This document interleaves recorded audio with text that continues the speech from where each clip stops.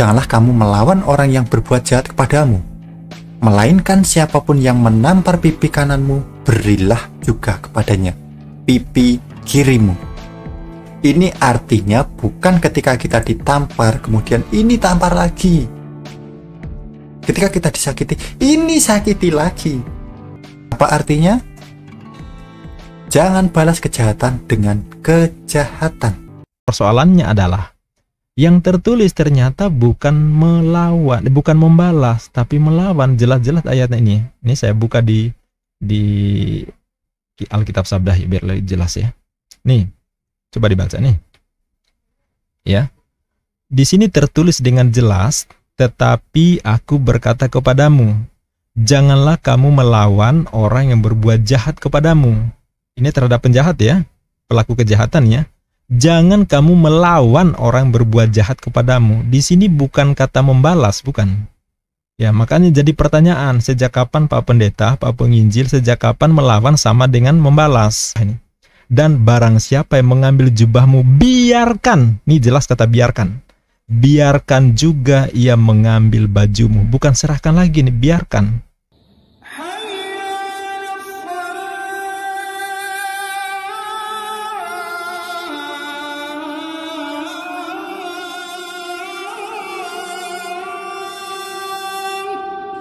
How you do that?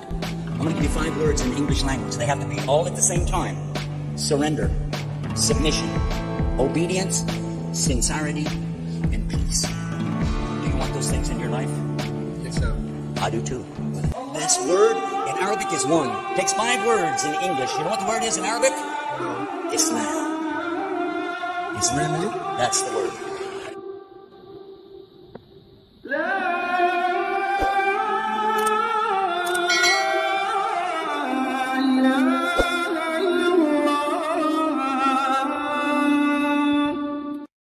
Assalamualaikum warahmatullahi wabarakatuh. Bismillahirrahmanirrahim. Alhamdulillahirrabbilalamin. Asyhadu an la ilaha illallah wa asyhadu anna Muhammadar Rasulullah. Sahabat Fakta Islam TV, pernah nggak mendengar istilah ditampar pipi kanan, berikan pula pipi kirimu? Pernah mendengar? Ya, pasti pernah mendengar karena itu sering sekali kita mendengarkan. Tetapi makin kita sering mendengar, makin juga bertanya-tanya. Jika ditampar pipi kananmu, berikan pipi kirimu, itu bisa diimplementasikan nggak? Atau di mana mengimplementasikan? Seperti itu. Ini terkait dengan hukum ya, terkait dengan balasan terhadap kejahatan. Kan begitu. Nah, saya telah menemukan video yang dibahas oleh si Pusat Rohani. Saya nggak tahu penginjil ini namanya siapa. Yang jelas dia nama akunnya Pusat Rohani. Di sini dia menjelaskan tentang arti ditampar pipi kanan, berikan pipi kirimu. Oke, ini bagus ya, dia menjelaskan tentang itu karena ini juga sering ditanyakan. Tetapi saya telah menyimak dan saya menemukan problem yang luar biasa dan justru penjelasan orang ini justru bertentangan dengan apa yang tertulis di kitabnya. Dia berusaha menjelaskan tetapi malah tidak jelas. Nah, sebelum lanjut, saya mau tanya kepada sahabat. Kira-kira nih, kalau misalnya di rumah kita kedatangan perampok atau penjahat, mengambil mobil, merampas sepeda motor, mau ngambil perhiasan, memperkosa saudara kita, kira-kira yang kita lakukan apa? Melawan, ya. Pasti kita lawan dengan berbagai cara, pasti kita lawan. Bukan pasrah ya, tapi kita lawan. Artinya kalau dia ngambil mobil, tidak berarti bahwa kita serahkan sepeda motor kan? Jika mengambil perhiasan, tidak berarti kita menyerahkan gadget kan, sebagai bentuk kasih kan? Jika diperkosa adik kita, tidak berarti kita serahkan kakak untuk diperkosa juga kan? Ya, itu normal. Artinya perlawanan yang harus kita lakukan. Itu normalnya. Kalau dalam Islam bagaimana? Kalau dalam Islam harus kita lawan. Penjahat kita lawan, pelaku kejahatan kita lawan, perbuatan jahat kita lawan. Bukan konteks membalas, bukan membalas kejahatan dan kejahatan, bukan, tapi melawan kejahatan agar kejahatannya tidak berlanjut, menghindarkan masalah yang lebih besar, atau bahkan menghentikan kejahatan itu sendiri. Kejahatan harus dilawan supaya terhenti, tercegah. Kalau tidak dilawan akan terus berlanjut. Itu logik manusiawi. Ya, jangankan kita, hewan pun kalau diganggu maka akan melakukan perlawanan. Semua manusia akan melakukan hal itu dari zaman dulu sampai sekarang. Fitrahnya tetap sama. Kalau berhadapan dengan kejahatan, manusia reaksinya adalah melawan. Sekali lagi ini melawan, bukan membalas, tapi melawan. Kita baca sejarah ketika bangsa asing datang ke Nusantara, ya Portugis, Spanyol, Belanda. Ketika mereka datang baik-baik, akan diperlakukan baik-baik juga. Tapi ketika mereka melakukan penindasan, penjajahan, sejak saat itulah warga pribumi mengangkat senjata untuk melakukan perlawanan. Bukan pembalasan, bukan, tapi perlawanan. Ya, karena dilawan makanya kita merdeka pada tanggal 17 Agustus 1945. Para penjajah itu dibuat babak belur. Sehingga kita menyatakan kemerdekaan Republik Indonesia. Bayangkan kalau kita tidak lawan. Penjajah datang menyakiti kita, menindas kita, menjajah kita. Kita biarkan saja. Ya sampai kapan? Kita nggak bakalan merdeka-merdeka sampai hari ini. Tapi karena dilakukan perlawanan, sekarang kita bebas. Itu manusiawi, itu fitrahnya memang begitu. Makhluk hidup sifatnya, karakternya seperti itu. Dan itu juga yang dibenarkan oleh Allah, oleh Tuhan Sang Pencipta.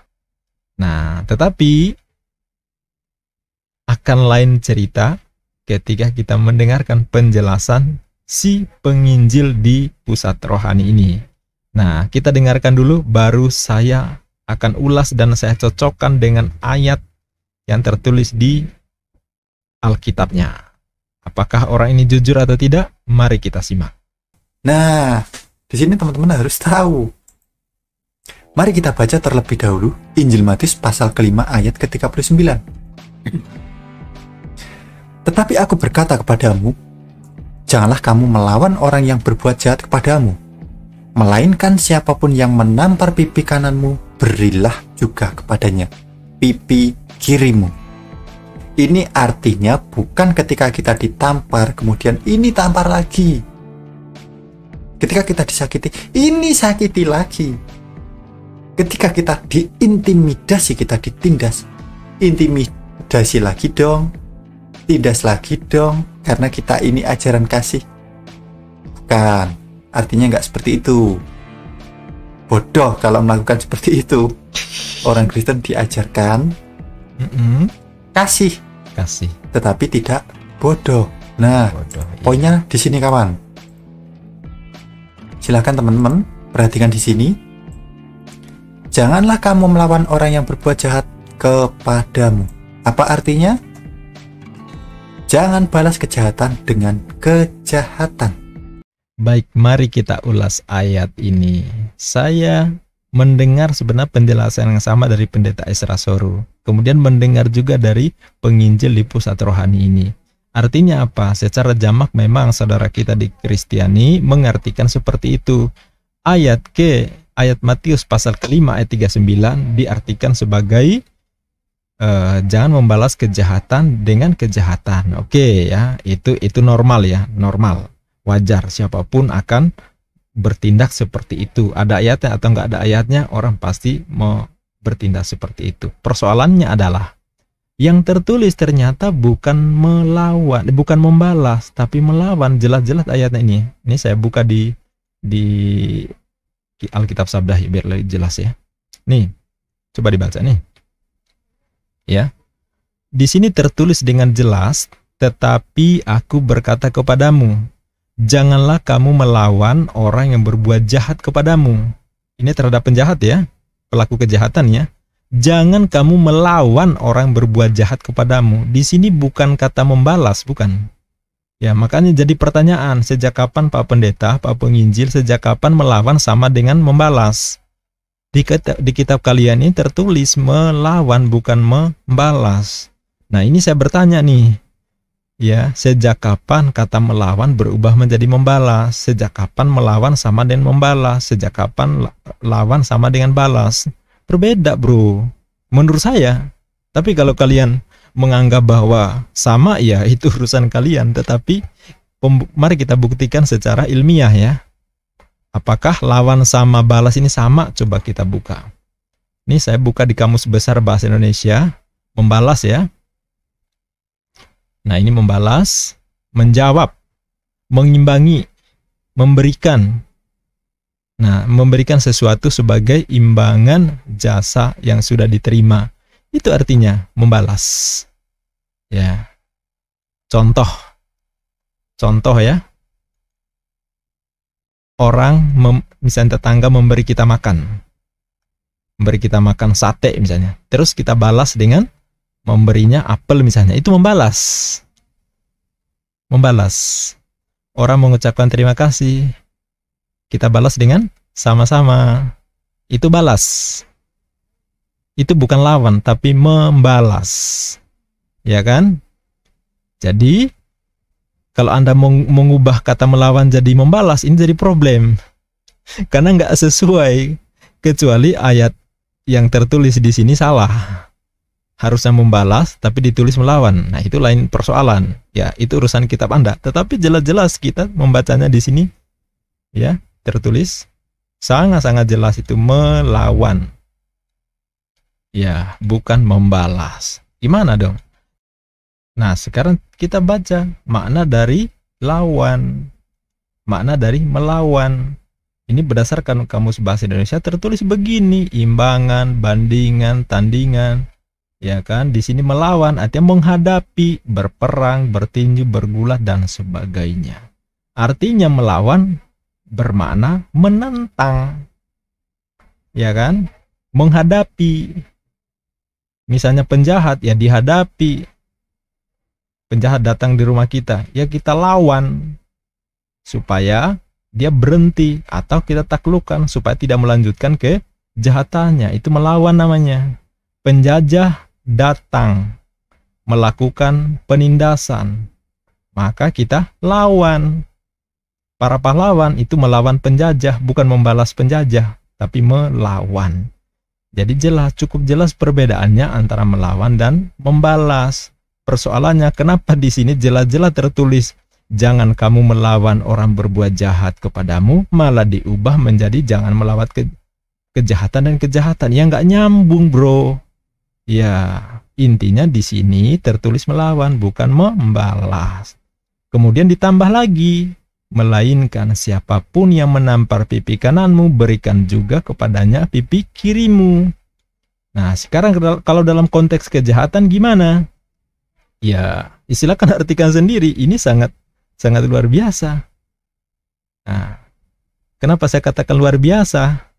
Karena ternyata bukan hanya Matius 5:39 yang menjelaskan, tapi coba kita buka juga di Lukas. Nah, ini akan makin menjelaskan. Sabar sahabat ya. Ini saya akan buka Lukas pasal 6 ayat ke-29. Nih, saya tunjukkan sahabat ya. Apakah yang dijelaskan oleh si penginjil ini masih sesuai apa enggak, atau ngarang-ngarang ya? Mari kita buka di sini. Perhatikan sahabat. Nah, konteks yang sama ditulis oleh Lukas pasal ke-6 ayat ke-29. Barang siapa yang menampar pipimu yang satu, berikanlah juga pipimu yang lain. Jelas? Saya ulangi kalau kurang jelas. Barang siapa yang menampar pipimu yang satu, misalnya pipi kiri. Ini tidak menyebut lagi pipi kiri, pipi kanan nih. Tapi pipi yang satu, berikanlah juga pipi kanan pipimu yang lain. Artinya kalau ditampar pipi kananmu, serahkan juga pipi kirimu. Jika ditampar pipi kirimu, berikan juga pipi kananmu. Kan yang lain. Nah, berbeda dengan di Matius tadi. Kalau di Matius 39 disebutkan pipi kirimu, pipi kananmu. Sedangkan di Lukas menyebutnya pipimu yang satu dan pipimu yang lain. Kemudian, dan barang siapa yang mengambil jubahmu, biarkan juga ia mengambil bajumu. Maka dengan penjelasan seperti ini di Lukas pasal 6 ayat 29, ini makin menunjukkan bahwa ini tidak berbicara soal balas-membalas, tapi ini berbicara soal biarkan, jangan melawan. Jadi ini sesuai dengan konteks yang disampaikan di Matius pasal 5 ayat 39 ini ya. Tetapi aku berkata kepadamu, jangan kamu melawan orang berbuat jahat kepadamu. Jangan melawan ya. Ingat, jangan melawan, bukan jangan membalas di sini ya, jangan melawan. Nah, diterangkan lagi oleh di Lukas 6:29.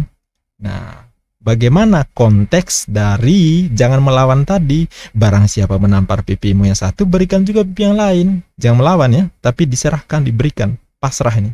Dan barang siapa yang mengambil jubahmu, biarkan. Ini jelas kata biarkan. Biarkan juga ia mengambil bajumu. Bukan serahkan lagi nih, biarkan. Biarkan artinya pasrah, jangan dilawan. Biarkan. Ya, terserah dia mau melakukan apa kayak terserah. Biarkan. Jadi penjelasan tentang jangan melawan kejahatan dan kejahatan sama sekali tidak sesuai, tidak relevan dengan yang tertulis di kitab ini. Saya sama sekali tidak menafsir. Saya tidak berani menafsir. Saya hanya membacakan apa yang tertulis, benar-benar tertulis, tidak mengubah redaksinya. Malah penginjil tadi mengubah. Ya, di penjelasan pendeta Ezra Sorud juga saya pernah mendengar itu menjelaskan, ya jangan membalas kejahatan dan kejahatan. Ini tidak membahas tentang membalas, sahabat. Nah, iya, jelas. Nah, kalau membaca di versi lain, oke, tadi di terjemahan baru ya. Coba kita buka ayat Lukas ini di versi EAT. Bagi orang yang menampar pipimu, tawarkan nih, tawarkan juga pipi yang lain. Dan kepada siapapun yang dirampas bajumu, jangan melarangnya untuk merampas bajumu juga. Biarkan, pasrah. Jadi konteks di Lukas 6:29 sangat sesuai dengan di Matius pasal 5:39, yaitu jangan melawan orang yang berbuat jahat kepadamu. Ayo, gimana dong nih? Begini tertulis, saya nggak menafsir. Saya nggak melakukan tafsiran, enggak. Tetapi saya hanya membacakan apa yang tertulis, benar-benar tertulis di ayat ini. Oke, jadi paham ya konteksnya. Tapi coba kita dengarkan lagi sambungan dari penjelasan si penginjil ini seperti apa ya. Dan balas kejahatan dengan kejahatan. Teman-teman boleh membalas, tetapi jangan balas kejahatan dengan kejahatan. Nah, jelas ya, tidak sesuai ya dengan ayatnya ya. Nah, balasnya apa? Boleh membalas, tetapi balas kejahatan dengan kasih.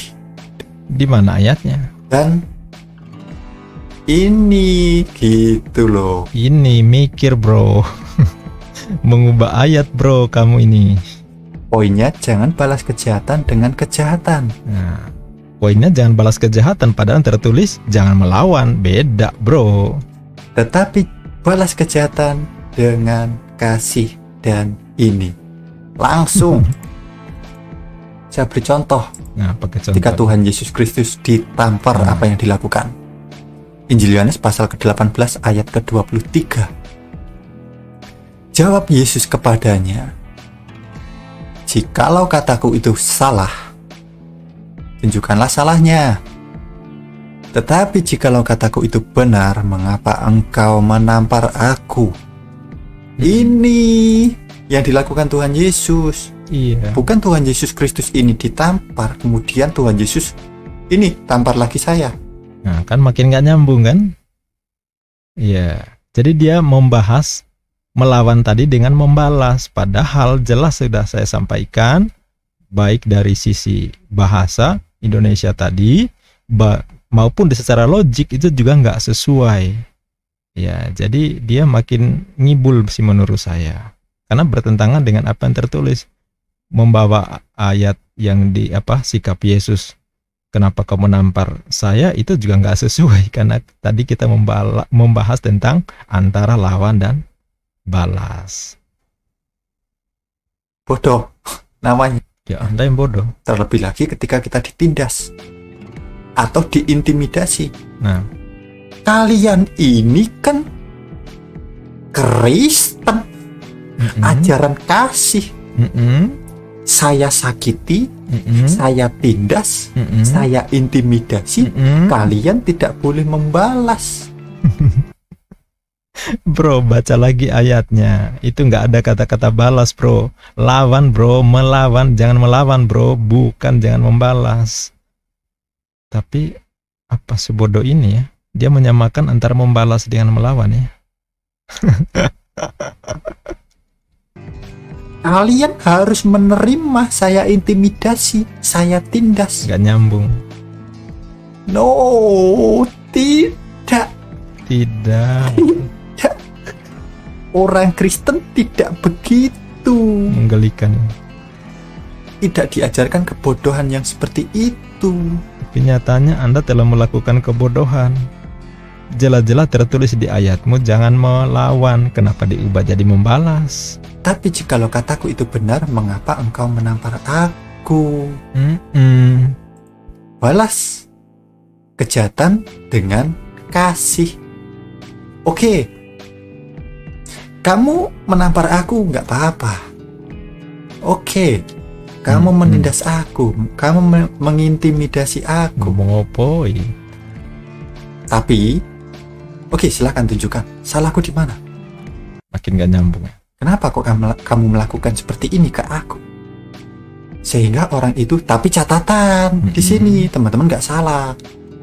Kalau teman-teman memang salah kemudian ditampar, ya udah terimaan karena kalian memang salah gitu loh. Iya, ini makin dilanjutkan kayaknya sudah makin gak kondusif ya sahabat, makin aneh memang. Ya, saya sebenarnya sudah nonton sampai terakhir tapi saya nggak mendapat poin yang menjadi bantahannya. Ya tetap aja sama tadi, ngalor ngidul nggak jelas. Yang jelas, ya, yang jelas perhatikan baik-baik apa yang tertulis di sini.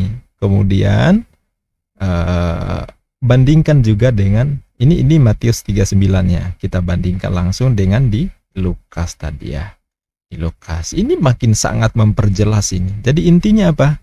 Jangan melawan, bukan jangan membalas. Barang siapa menampar pipi kirim pipimu yang satu, berikan juga pipimu yang lain. Dan barang siapa mengambil jubahmu, biarkan juga ia mengambil bajumu. Sangat-sangat jelas. Jadi konteksnya apa? Jangan melawan, jangan kamu melawan orang berbuat jahat. Yang jadi pertanyaan sahabat, saya menggunakan konteks melawan ya, bukan membalas. Ya, yang jadi persoalan kalau penjahat seperti yang saya sampaikan di awal tadi, saya narasikan di awal, penjahat datang merampok mobil kita, yang kita lakukan apa? Kalau Anda tidak melakukan perlawanan, maka ia akan mengambil hartamu satu persatu, bahkan melakukan kejahatan yang lain. Ibumu diperkosa, saudaramu diperkosa, adikmu dijahatin, atau mungkin malah mungkin digebukin oleh si penjahat. Ya, begitu kan? Begitu kamu lawan, Anda bertentangan dengan ayat ini. Sebab di sini jelas-jelas tertulis, jangan kamu melawan orang berbuat jahat kepadamu. Kalau ada perampok datang, penjahat datang, Anda lawan, Anda bertentangan dengan ayat di sini. Gimana dong?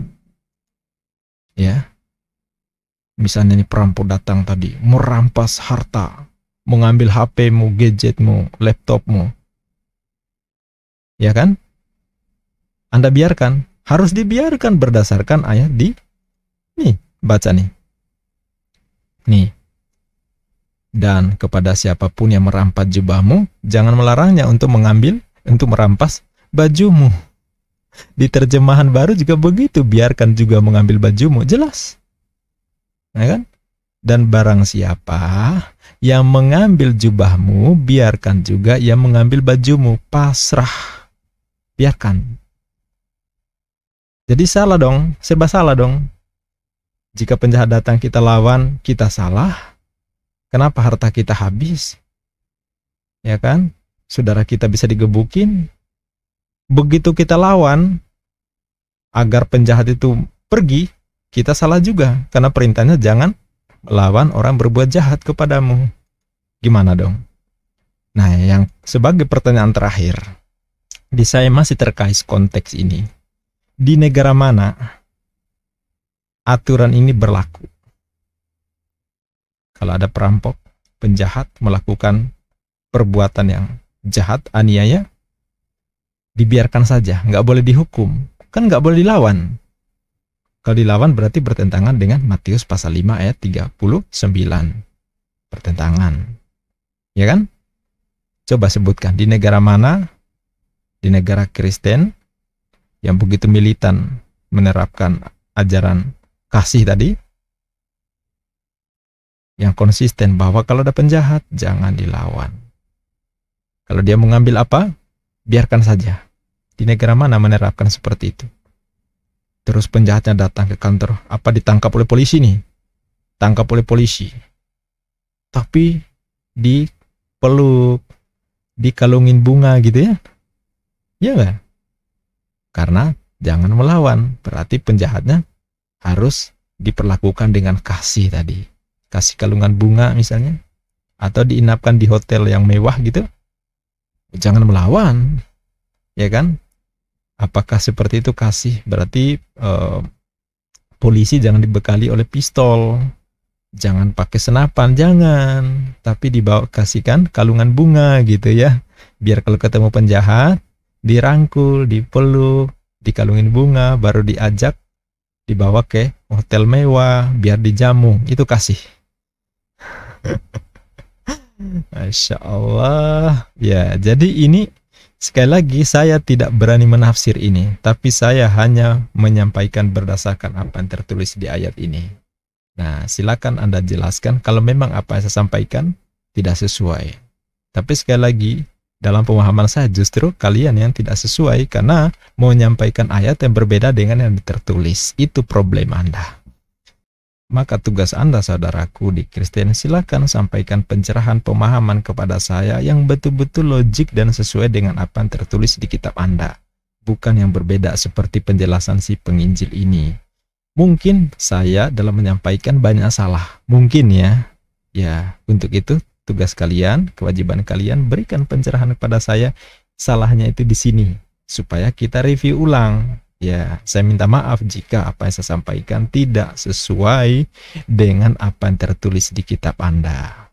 Tetapi kalau sesuai dengan di kitab Anda, tapi saya menyampaikan hal yang berbeda, silahkan berikan penjelasan. Saya akan sangat menghargai, sangat senang apabila saudaraku di Kristiani memberikan penjelasan. Tetapi sekali lagi dalam konteks yang sesuai dengan tertulis di kitab suci, bukan membuat pemaknaan tafsiran baru yang justru memang betul-betul berbeda dengan apa yang tertulis. Itu saja sahabat, mudah-mudahan memberikan informasi dan pencerahan. Mudah-mudahan kita makin kritis lagi ketika disampaikan doktrin, dogma. Jangan terima mentah-mentah, cermati, kritisi supaya kita tidak seperti kerbau atau sapi atau kambing, domba yang dicucuk hidungnya. Billahi taufik wal hidayah. Wassalamualaikum warahmatullahi wabarakatuh.